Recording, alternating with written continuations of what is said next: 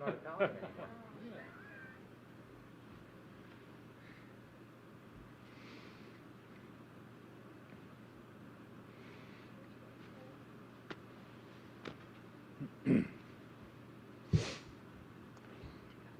Ready? Go. Good afternoon. My name is Chris Whitaker. I'm President and CEO of Humber College. It's my pleasure to welcome Doug Ford, Premier of Ontario, Ross Romano, Minister of Colleges and Universities, Associate Minister King Surma, and MPPs Christine Hogarth and Natalia Kusendova to Humber College's North Campus. Welcome to all those joining us virtually. I'd like to begin today's announcement by acknowledging the land on which Humber College campuses are located. Humber is located within the traditional and treaty lands of the Mississaugas of the Credit, known as Adobagok, the place of the alders in Michi-Sagi language.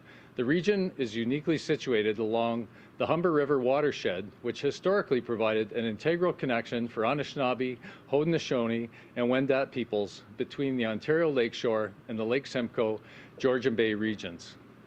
Now home to people of numerous nations, Adobagok continues to provide a vital source of interconnection for all. In February 2020, Humber had the privilege of hosting the Premier, Minister Romano, and our local MPPs for an announcement about the province's new nursing education policy. That visit to our simulated patient care suites was one of the last events we had on campus. Just a few weeks later, we had to close the college due to the global pandemic. Over the summer and into the fall, we worked to safely reopen for the critical in-person education required for so many on the front lines in the fight against COVID-19, including those in health and long-term care. Today's announcement highlights the progress made with the new nursing education policy. The need for high-quality nursing education has never been more apparent. Humber is a leader in degree education in the Ontario college sector. In fact, 1/4 of all students enrolled in a degree program at an Ontario college study at Humber. As we will hear in a few moments, we are looking forward to adding to our degree program offerings and to continue preparing students for their future through our signature polytechnic mix of career-focused theory and hands-on learning. Before I turn it over to the Premier, I want to thank all the Humber faculty and staff who continue to support our students across our physical and digital campuses during these challenging times. Premier, over to you. Well, thank you, Chris. Well, good afternoon, everyone, and thank you for that introduction, Chris. It's always great to be home right here in Etobicoke at Humber College. The folks who work here are my friends and neighbors. They're some of the unsung heroes of the pandemic. They're working their backs off day in and day out to train the next generation of workers for the in-demand jobs, the jobs of the future. I'd also like to give a shout out to my all-star Minister of Universities and Colleges, Ross Romano. Also, I want to acknowledge Etobicoke Lakeshore MPP Christine Hogarth and Etobicoke Centre Minister Surma for joining us today, along with MPP Natalia Kusendova, also working at William Osler in her spare time as a nurse. And Natalia, thank you. Natalia is probably putting in 100 hours a week there throughout this pandemic. They've all done an incredible job during this pandemic, helping to keep our post-secondary students safe from COVID-19. Friends, before we begin today, I want to give a massive shout out to General Hillier, Minister Elliott, Solicitor General Jones, and Minister Thompson, and the countless officials who worked to launch our COVID-19 vaccine booking system. Yesterday, the first day, over 133,000 appointments were made. That's 133,000 appointments. That's nearly 185 appointments made every single minute. We knew there'd be bumps in the roads, and a handful of people unfortunately received an error message. But as General Hillier said, we identified the issues fast and we fixed them even faster, and that's exactly what we did. And today, over 110,000 more appointments have been booked since this morning. If anyone experienced any issues yesterday, please log back on or call today to book your appointment. Now, turning back to today's announcement.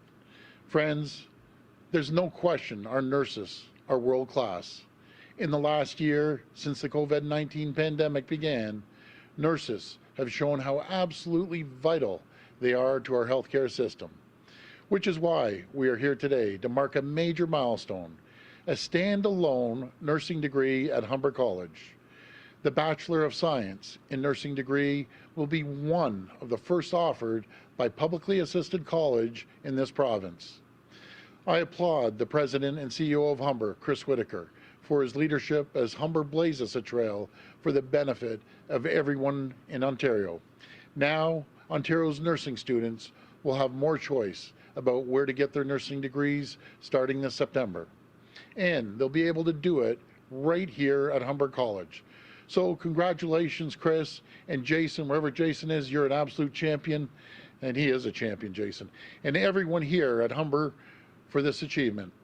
I couldn't be more pleased and prouder of what this program means to our hospitals, long-term care homes, public health units, and everyone in Ontario. This will change the face of healthcare in our province for years to come. Thank you, and God bless the people of Ontario. Now I'll hand it over to Minister Romano.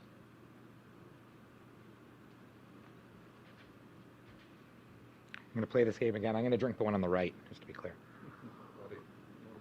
I'm going to tuck it to the side. I tend to go through a lot of water. Good afternoon, and thank you so much, Premier Ford, for the introduction. Today is a historic day in Ontario. Since the collaborative model for nursing education was created in the year 2000, Ontario's publicly assisted colleges were only able to offer a nursing degree in partnership with a university. But if the past has taught us anything, it's that through innovation and flexibility, we can improve the way we educate and train our workforce. It was over a year ago the Premier and I were here at Humber College, and at that time, we spoke at length with President Whitaker and his whole team about Humber College's nursing program. He told us that all 4 years of the program was delivered and taught on Humber's campus. However, to formally give the degree to students, they had to pay a fee to the university in New Brunswick, and students would receive a degree from that university in New Brunswick.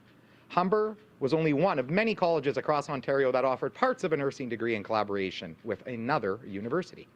We recognized the amazing work our universities do in training nurses and other professionals. However, we know that our colleges have been and remain able to deliver high-quality nursing education, and empowering them to do so will make it easier for prospective students to access training in their own communities. That's why last year I announced that we were moving forward with allowing colleges the power to grant nursing degrees. And we are so excited to be here today at Humber College again to announce that as of March 4th, 2021, Humber College has officially been designated by the government and the College of Nurses of Ontario to offer standalone nursing programs. I'd like to congratulate them on being one of the first Ontario colleges to offer a full 4-year Bachelor of Science in Nursing degree independent of a university partner. This will be an exciting step as you welcome the inaugural cohort of students this coming September. This is such incredible news, and I really want to offer my thanks again and congratulations to President Whitaker. I want to say this as a conclusion. Last year, when our government introduced this new pathway for nursing education, it was our goal to offer more choice for students. We wanted to make it easier for them to access a high-quality education that was closer to their homes, that would prepare them for rewarding careers in nursing. These new exciting opportunities to receive a high-quality education in nursing are providing more local-based post-secondary choices for future nursing students. This opportunity is a critical milestone in the delivery of nursing education in Ontario, which will support the next generation of qualified healthcare professionals in our province. Thank you so much, everyone, and I now turn it over to MPP Hogarth. Thank you.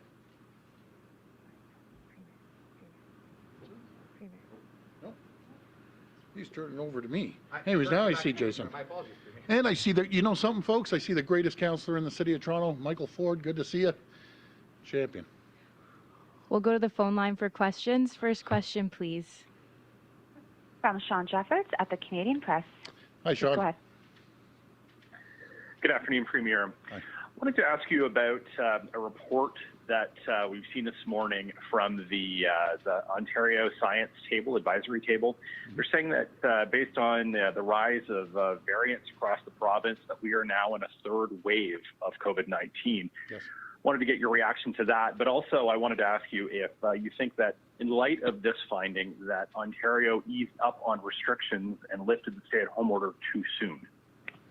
Well, again, and good question, Sean. I heard the same thing from the science table, and I always respect what the science table says. I take my information through Dr. Williams, Chief Medical Officer, and we'll be sitting down talking to him. But again, the message to the people, yes, we're seeing the vaccinations roll out, but we can't let our guard down for a second. We have to make sure we social distance, constantly be wearing a mask, follow the protocols of the Chief Medical Officer. We can't let our guard down. So I'd be very, very cautious moving forward. Follow-up? And Premier, I also wanted to ask you about the NESI change in guidance when it comes to the AstraZeneca shot and how that might impact the vaccine rollout. They're now saying that seniors 65 and older can get this shot. What's that going to mean for Ontario's vaccine rollout? And will it mean that 65 to 80-year-olds can now get the shot in pharmacies and at doctor's offices? Sure, Sean. So, we're going to fulfill the commitment with the people that have already registered. But, when we get a change of direction from the feds, which is NACI, and they're changing and moving the goalpost, I can't begin to tell you the logistics behind it.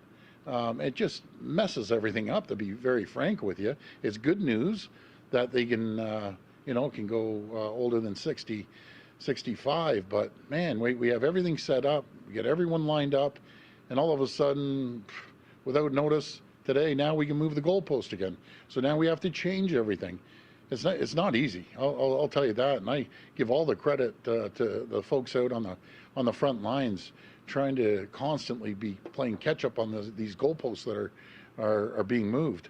But we'll deal with it. We're going to make sure we commit to finishing off everyone from the 60-65. We're hoping we're going to get more AstraZeneca. Again, I couldn't give you an exact date. I hear maybe next week or maybe not. Possibly in the middle of April we're going to get it. Like, how can you run a system when you don't know your supply's coming 100%? I'll be very frank. You hear a little frustration. It's not my frustration. It's the frustration of the people on the front line, constantly trying to move and read and react immediately. So we'll get there. All I need is more vaccines from the feds. That's what it comes down to. Next question. From Laura Stone at the Globe and Mail. Please go ahead. Hi, Laura. Hi, Premier. Just on vaccines, so the province's high priority list for healthcare workers includes massage therapists, naturopaths, and chiropractors. And we know that York Region is now moving to vaccinate these people at the same time as those who are 80 and over. So how does it make sense for the province to be not even finished those over 80 who are the most vulnerable and giving shots to these groups before those in their 60s and 70s? Yeah, good question, Laura. Our direction always, let's make it a priority. We have 34 public health units, all kind of going at a different pace. Some are more efficient than others. But I encourage every public health unit, let's make sure we get 80 plus over before we get to anyone else. And I'm sure if you went to a massage therapist and said, do you have an elderly parent? Do you have grandparents? Are you going to give up your shot for your elderly mother or father of 80? I would say 100% of the people, no matter who they are, would say yes. So, folks, let's just get the 80-year-old plus done, and then we'll move to the next stage. But I agree with you, Laura. You can't justify it. So let's start moving. I'll talk to the public health officer out in York and ask him what the rationale is. And by the way, he's a great public health officer out there. That guy's moving like lightning. Follow up? Right, except this is your own government's list. Like these workers, these high priority healthcare workers are on your government's vaccination list. Yeah. They're supposed to be at the same time as the over 80. So are you going to be changing this and move solely to age and the highest risk? I mean, he says he's just following what the provincial guidance says. So are you going to be revisiting this? Well, you know something, and there's a lot of smart public health officers out there, but you know, let's just think this out for a minute. Who are you going to prioritize? And God bless the massage therapists. We need them, and they're great folks. But prioritize 80 plus. Now let's make sure, you know, we take care of them. They're the most vulnerable. 70 is the most vulnerable, so on and so forth. But I'm encouraging every single public health unit, take care of the most vulnerable, the PHUs, and then we'll get to the massage therapists and get to everyone else. So that's my my advice. Next question. From Lorenda Redikoff at CBC. Please go ahead. Hi, Lorenda. Hi, Premier. We're seeing a lot of info from family doctors saying they have no clue what the plan is for them in giving vaccines. That's, of course, apart from those, you know, those few doctors' offices that are involved already in the AstraZeneca pilot. And as you can imagine, patients, they're also wondering, so what can you say to doctors and to patients? Well, what I understand through General Hillier and through the Minister Jones and Minister Elliott, they've been communicated to through the OMA. I know General Hillier was on with a number of family physicians as well. And as soon as we get more vaccines, we'll be able to start distributing all through the family physicians. And you know, AstraZeneca is one of them. And as you know, we do have a pilot project into three regions, be it Toronto and Windsor and over in Kingston, in Doc's offices. So as soon as we get more vaccines, we'll be able to start rolling them out to the doctor's offices. But I want to give a shout out to all the family physicians out there that have actually went into mass vaccination centers, volunteering their time, putting needles into people's arms. And there's just endless stories of the great work they're doing. So really what it comes down to, more vaccines. Follow up? On a different topic, what are you hoping for from today's Supreme Court case looking at your mid-election cuts to Toronto's council in 2018? Well, I can tell you, I haven't heard a councillor that's really disagreed with it. I'm sure there was a few. I remember I was listening to the radio one day, and someone who was dead against it, Councillor Shelley Carroll, agreed it was the right decision. I almost hit a telephone pole when I heard that one. But it's the right thing to do, very simple. Rather than sit there, and I know firsthand, you have double the amount of politicians, and no one out there should want more politicians, I'll tell you that. So we made sure that we made it feasible to get stuff passed through a lot more efficient. When I was down there, it used to, some council meetings were 4 days. It's ridiculous. 4 times the amount of work, 4 times the staff, and they're working quite fine with the 25 councillors. And I know the mayor. I can just tell you, the mayor's doing a great job. But I think I always joke around with him. It's the best present I've ever given the mayor. He's only dealing with 25 councillors, or yeah, I think it's 25 or 24 councillors. Imagine the job. They wanted to bump it up to 56. Who wants more politicians? It all lines up with the federal, provincial, municipal boundaries, and they're more than capable of doing the work. And the 25 down there, I think they're doing a pretty good job. But I still stick to my earlier statement. Michael Ford's the best councillor down there. Next question. Yeah. From Brian Lilly at the Toronto Sun. Please go ahead. Hi, Brian. Premier, over the last several days, I've been hearing from a lot of parents and advocates for youth sport and recreation, and they're concerned that if the ongoing lockdowns continue, especially here in Toronto, but even the restrictions elsewhere, that in addition to losing the hockey season, figure skating, basketball, that summer sports are going to be off the table. And Dr. Williams even, we may not see summer sports until the end of the summer, if at all, last week. And the benefits of summer sports, and the provinces like British Columbia have never shut it down. Is it time for Ontario to take a different look and say that there's evidence that this is safe and also beneficial to young people in terms of physical activity, mental health, and all the other benefits, and move forward with allowing youth sports instead of keeping kids shut down inside? Yeah, you know something, Brian, good point. I'll tell you myself, I coached my girls' soccer for years and years, and it's great to get out there and get the kids out there getting exercise, understanding teamwork as a team. There's so many benefits to it, but I'll be very frank, I got to get the green light from Dr. Williams and the local medical officers of health. As if there's a zone that are in the green, in the yellow, and the local medical officer wants to open it up there, then God bless him or her to open it up.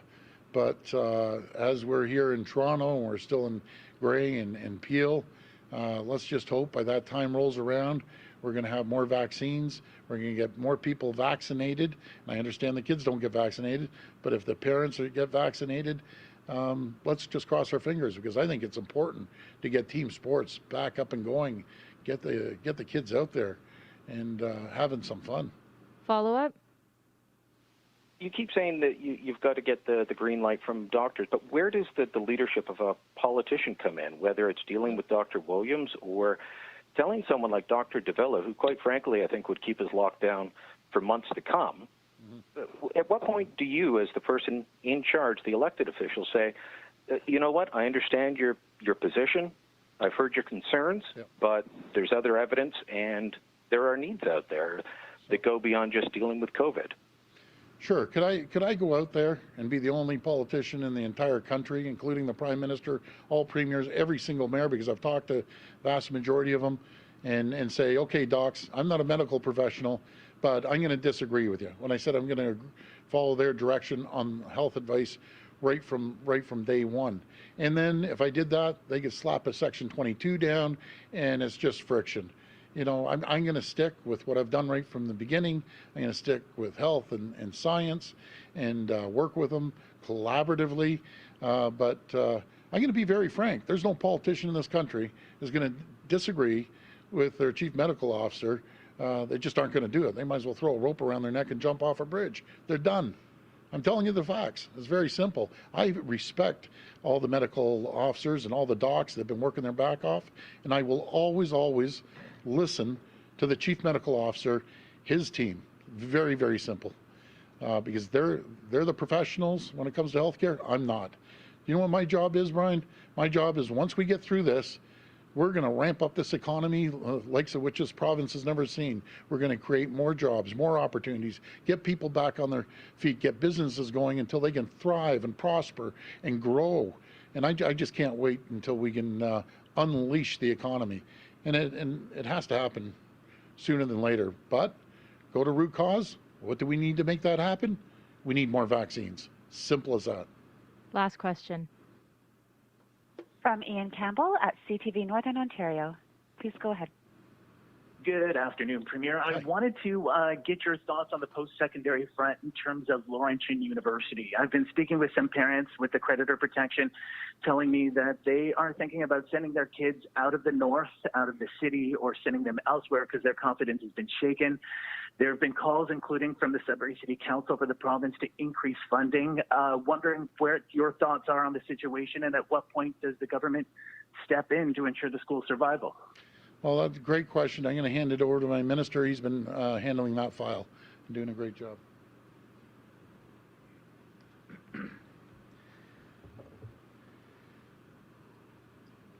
Thank you for that question, the opportunity to respond. So as a starting point, I don't want to belabor this point, but we have to appreciate that this matter is before the courts. CCAA, creditor protection, is a court proceeding in the Superior Court of Justice on Ontario.